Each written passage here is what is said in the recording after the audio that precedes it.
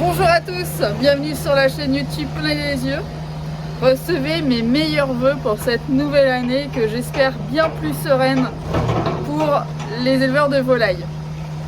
Alors ici, vous voyez, nous sommes en période de vide sanitaire, c'est-à-dire que les poules ont été réformées, elles avaient 18 mois, elles sont parties à l'abattoir. C'est une période que nous n'apprécions pas nécessairement, ce départ des poules, néanmoins ça fait partie, de me pousser, ça fait partie de l'élevage, de sa réalité. Et donc a commencé ce travail de curage. On enlève d'abord la fiente.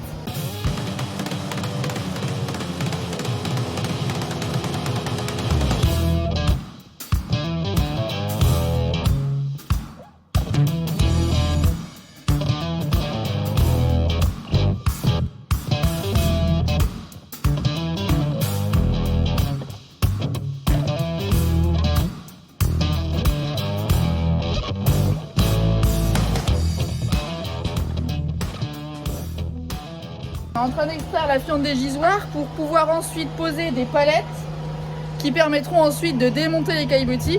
Puis par les grands portails qui sont derrière moi, on pourra rentrer au télescopique pour ensuite curer tout ce qui est sous le caillebotis. Voilà, donc ça c'est la première étape, on va dire, du vide, c'est l'export de la fiente qui va être ensuite épandu sur nos terres en conversion bio. Le lien au sol est extrêmement important. Donc voilà, c'est parti. Alors vous le voyez, les caillebotis ont été démontés, je suis en train de les palettiser. Nous faisons des gestes répétitifs, d'autant plus qu'à l'année en plus on charge les œufs, on les palettise aussi, donc on a beaucoup de gestes répétitifs. Et donc je me suis questionnée sur ce qui existait pour limiter ce qu'on appelle les TMS, les troubles musculo-squelettiques. En janvier, aujourd'hui, j'accueille Laura de Cavac. Je vous laisse vous présenter, Laura. Donc Laura Anzipo, moi j'occupe le poste de technicienne pour tout ce qui est monitoring et confort de l'éleveur, donc notamment la gamme exosquelette. Et donc là effectivement je vais tester pendant quelques jours voire semaines un exosquelette, donc je vais vous présenter tout ça. Donc, du coup voici l'exosquelette, donc c'est le modèle Scarlett, donc c'est un modèle qui ressemble beaucoup ici avec les bretelles comme un sac à dos. L'effet ressort se fait uniquement par rapport à cette lame de carbone. Donc quand le bras se plie, on va avoir un effet ressort sur la lame de carbone.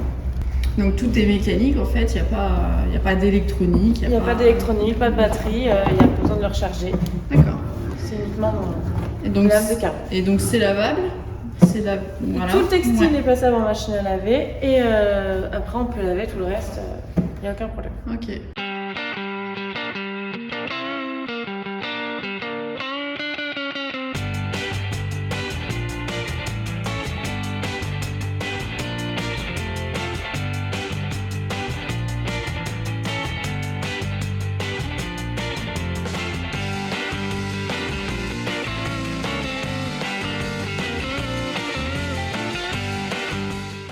Donc là j'ai plusieurs activités à faire avant qu'on nettoie le poulailler. Donc entre autres enlever les cloisons en fait qui sont ici et puis au fond.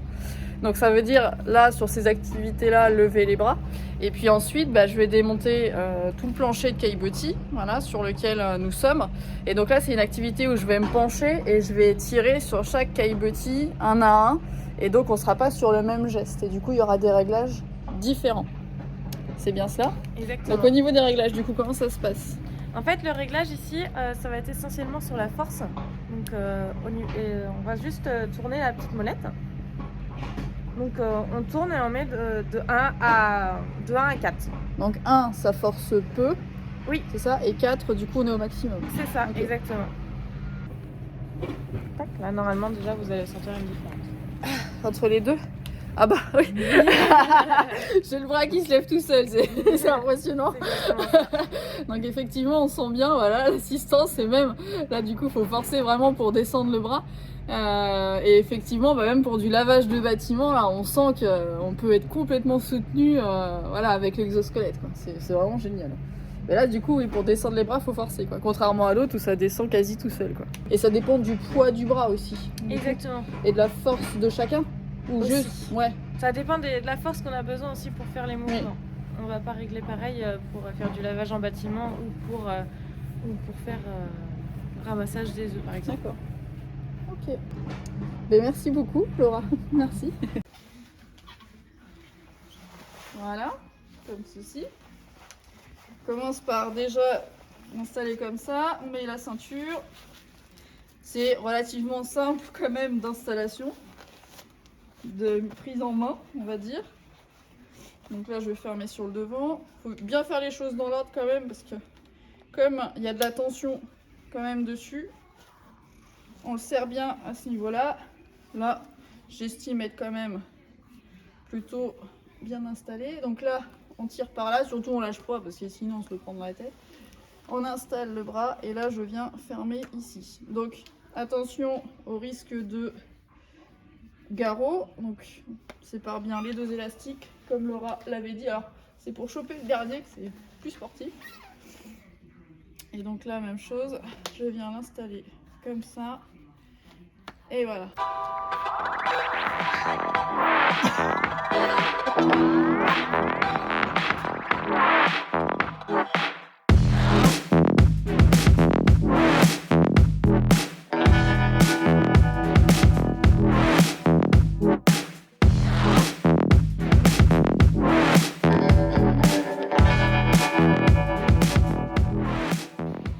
Et je trouve très bien qu'au niveau de la coopérative, il y a des personnes qui se sont interrogées sur le confort des éleveurs et sur la possibilité qu'ils avaient de proposer des produits pour demain.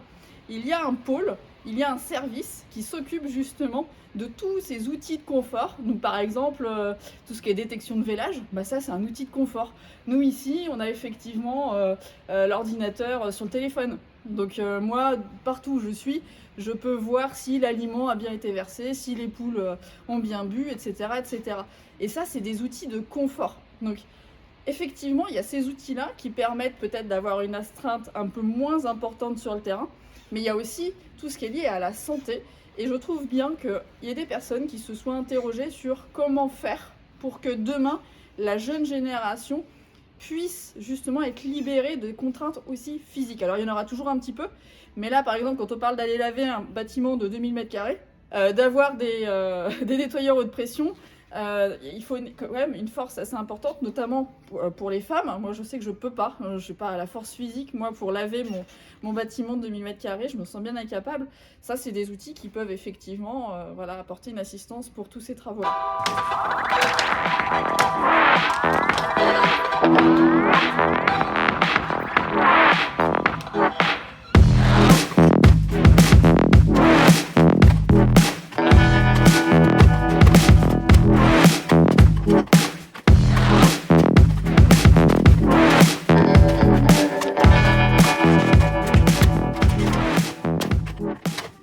J'ai démonté un peu de caillebotis avec, je fais de la palettisation depuis tout à l'heure avec. C'est clair que ça allège quand même énormément le geste. Par comparaison, je viens de faire 100 justement pour voir. Ça allège le geste. Après, ça couine un peu. Je sais que certains seraient un peu gênés par ce bruit-là qui est là. Ce qui me gêne éventuellement, c'est un peu ça en fait. C'est encore un peu loin de l'épaule, je trouve. Et du coup, parfois, notamment dans la palettisation, ça arrive que ça vienne frotter en fait ici. Il est près du corps, mais je le trouve encore peut-être un peu trop éloigné encore, notamment au niveau des épaules. Je trouve que c'est quand même extrêmement confortable, extrêmement ergonomique, facile à mettre, à enlever. Ça s'adapte, on l'oublie en fait, hein. On dirait qu'on l'oublie, on fait ce qu'on a à faire. Et c'est vrai qu'aujourd'hui, je pense que de plus en plus de jeunes, les nouvelles générations s'interrogent quand même sur l'usure, sur les troubles, sur la santé, sur ce que le travail peut effectivement engendrer en termes de difficultés physiques. Notamment sur le long terme, parce que c'est important aussi quand on se dit qu'un jour peut-être on aura une retraite, de pouvoir en profiter. Voilà. Voilà, se dire qu'au travail on va pas nécessairement se tuer à la tâche. Ça c'est important aussi de respecter son corps même dans des tâches répétitives. Moi je suis plutôt satisfaite. Alors j'irai pas pour autant investir dedans parce que très honnêtement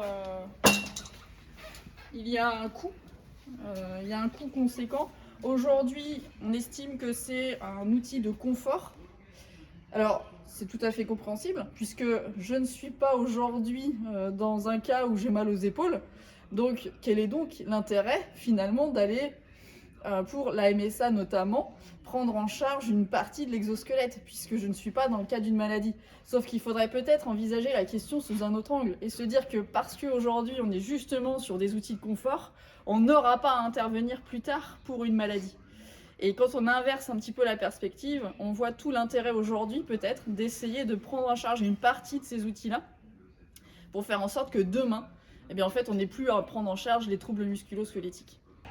J'en arrête ici cette vidéo sur... Je vais enlever ça parce que ça ventile quand même. Hop. Ici s'arrête cette première vidéo sur le vide sanitaire et sur l'usage de l'exosquelette et la pénibilité au travail. Il y a encore beaucoup de réflexions à mener, il me semble, sur cette thématique. Il y a encore des réflexions à avoir sur ce qu'on permet en termes de confort aux éleveurs. Éleveurs laitiers principalement même, parce que quand on parle de manipulation et de travail quotidien et de pénibilité, je pense qu'ils sont vraiment très concernés. Nous, c'est plus sur la palettisation au quotidien, où ça peut être plus délicat pour les épaules par exemple. Mais en tout cas, j'espère que ce retour d'expérience et puis cette première étape du vide vous permettra de raccrocher avec notre chaîne, parce que c'est vrai que je dois vous avouer que j'ai été très occupée. Nous menons de multiples projets sur la ferme, je ne peux pas vous présenter tout pour le moment, mais ça va venir dans les prochaines vidéos et ça promet de déménager. Allez, à bientôt.